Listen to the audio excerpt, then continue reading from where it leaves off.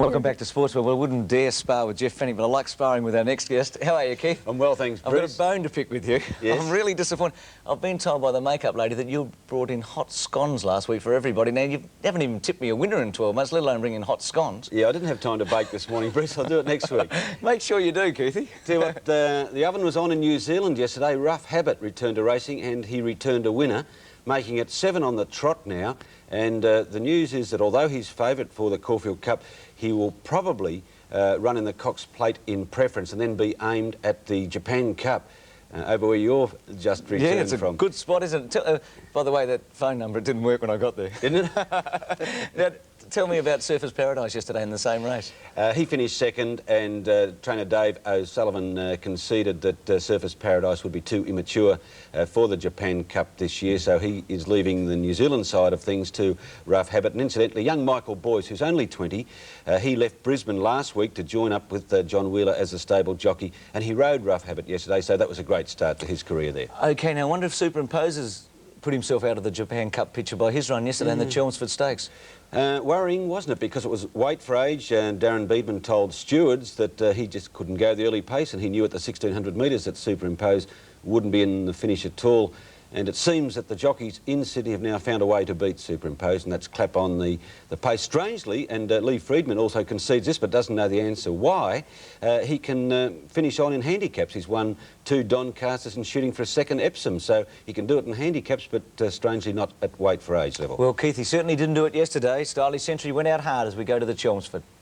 Stylish Century by nearly 2 on Stargazer, 8 lengths away, Royal Creation, Africana flat to the boards, coming to the turn, followed by Dual Treasures, a long gap then to Magnolia Hall and Solar Circle, Superimpose, giving them a very big start as they come to the turn, but he's done that before today. Into the straight, Stylish Century, the leader over Stargazer, about 6 away, Royal Creation, followed by Africana, who's struggling, and then Dual Treasures. Superimpose is starting to wind up, he's taking giant strides, but he's giving these leaders a huge start at the 200 mark. Stargazer shot past Stylish Century, and it looks like another Chelmsford coming up for old Stargazer. Royal Creation running into second place is finishing on doggedly, but Stargazer's going to make it back-to-back Chelmsford Stakes. Stargazer beat Royal Creation, third Stylish Century.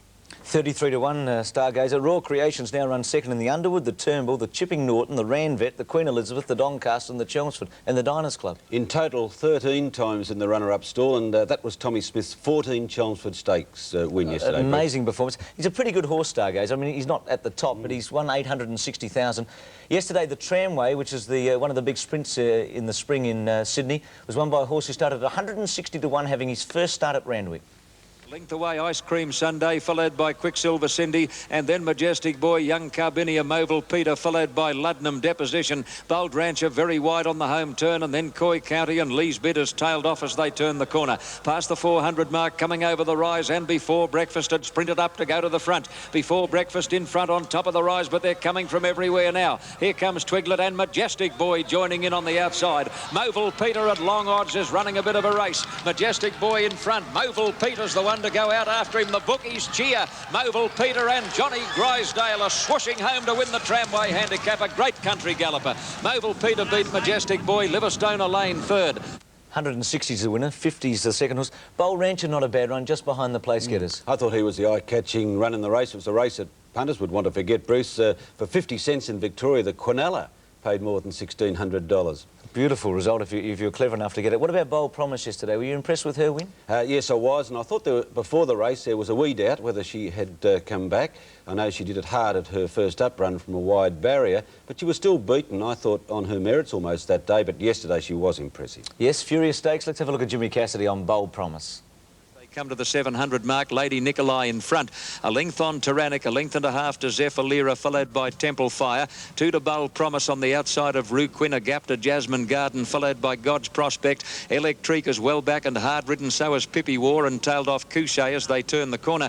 Into the straight, Lady Nikolai led over Tyrannic and Zephyr, Temple Fire. Cassidy sitting very quietly on Bold Promise, who has cantered up on the outside of them, coming over the rise. To the top of the hill now, and Lady Nikolai and Tyrannic, joined by Bold Promise on the extreme outside, and then Zephyrlira followed by Ruquin. But Bold Promise had Breeze to the front, 100 metres out. Quickly put 2 lengths on Temple Fire, followed by Ruquin getting home well. But Bold Promise, she wanted 1,400 metres all right, and won easily over Temple Fire. In third place, Ruquin, Electricus fourth, and then Lady Nicolai, Zephyrlira, Jasmine Garden.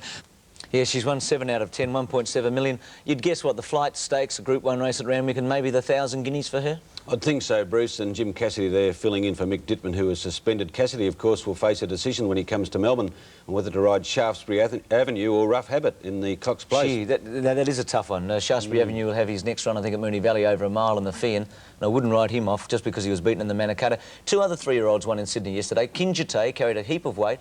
He's won 7 out of 14, and Prince of Praise, the top New Zealander, who comes to Melbourne to take Terce on next week. Did you have a look at their runs? Yes, I saw them both. Kinjite was a most courageous win under his big race, a big weight. In fact, Stewards had a chat to the jockey Cowie and thought he was a bit lenient on Kinjite near the finish because there wasn't much to spare, and the New Zealand youngster was most impressive too. OK, let's go to Caulfield. There's a remarkable horse, Redelver. He's got a fantastic record. He's won 14 weight for age races.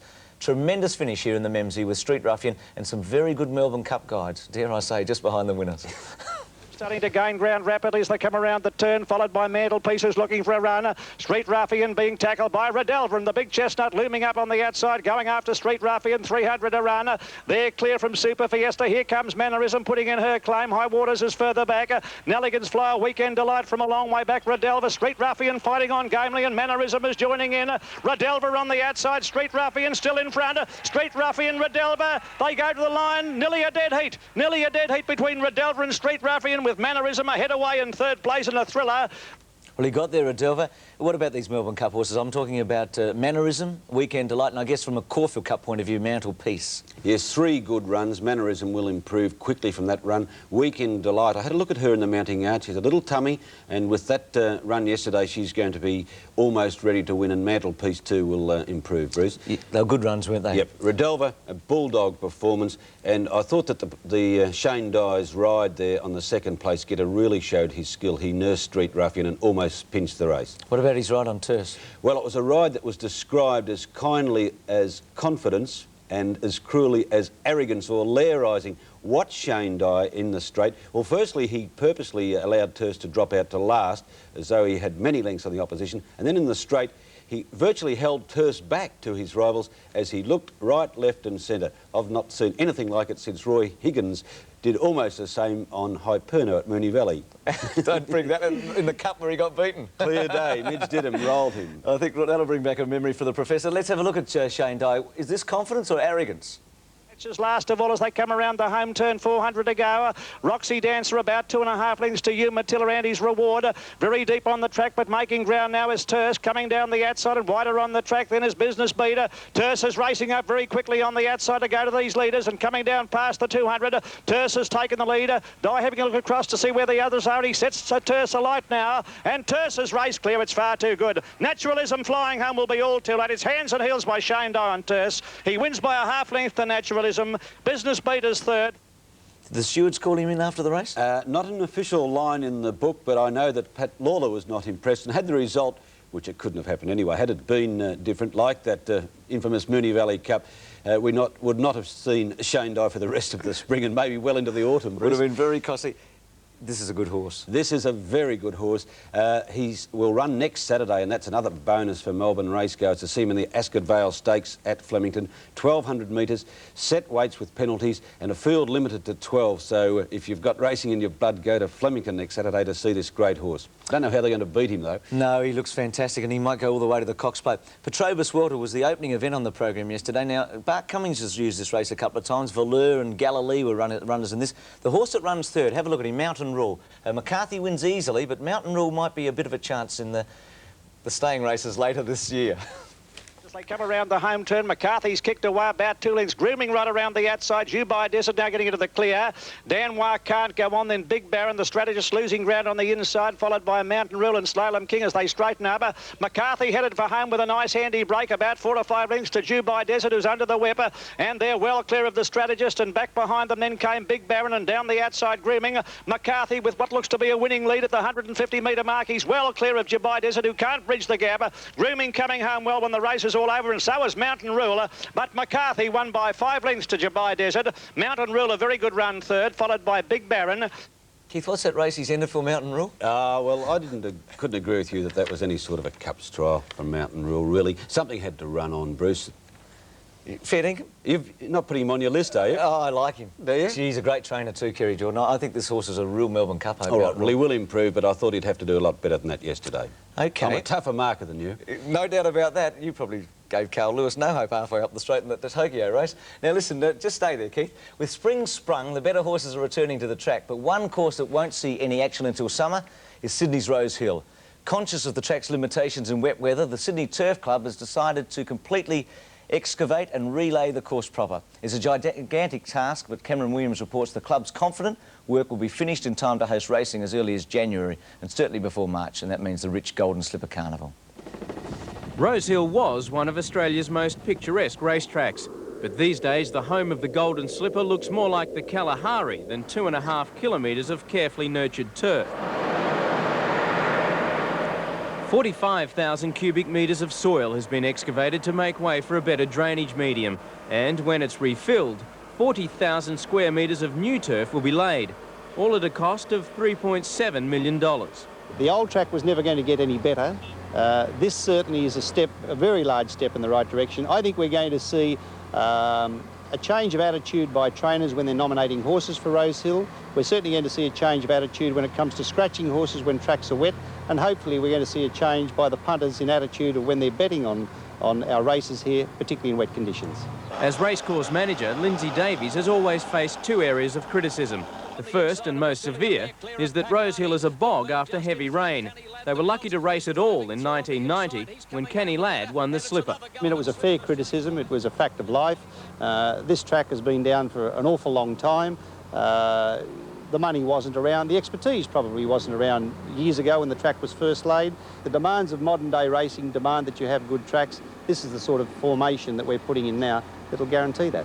The other punter's lament is that the tight corner and camber of the track at the turn into the straight makes it almost impossible for horses to win from out wide. Starts out of the 1,200 metre chute have been difficult. Horses trapped wide on the 1,200 metre chute almost lose all chance. Now, one of the reasons for that, we had very little crossfall on the track before. In fact, once they got out wide, there was it was non-existent, it almost fell the other way. With this new camber, horses should be able to make their run from back in the field. They should be able to motor around that turn, and I freely tip here and now that once this track's settled in after about 12 months, we'll see much quicker times on this track. Despite all their efforts, there's one hole they'll never fill here at Rose Hill or any other racetrack. That's the hole the favourite falls into every time I put the money on. All the other ditches will be filled, and when racing resumes at Rose Hill in January, the new track should be quicker, fairer and drier. But finding winners will probably be just as difficult. Cameron Williams, Sportsworld. That man very famous. Now, we've all backed a loser, by the way, Cameron, haven't we, Keith? Keith, Damien Oliver, what's the situation there? Yeah, seemingly in a spot of bother, Bruce. He has been charged with careless riding from race 3 at Caulfield yesterday. That charge adjourned until the races on Tuesday at the track. He wants to call evidence from jockey Neville Wilson and his master, Lee Friedman. OK, Keith, look forward to the scones next week. See you then, mate. OK, plain or racing? Racing. Thank you. After the break, motorsport.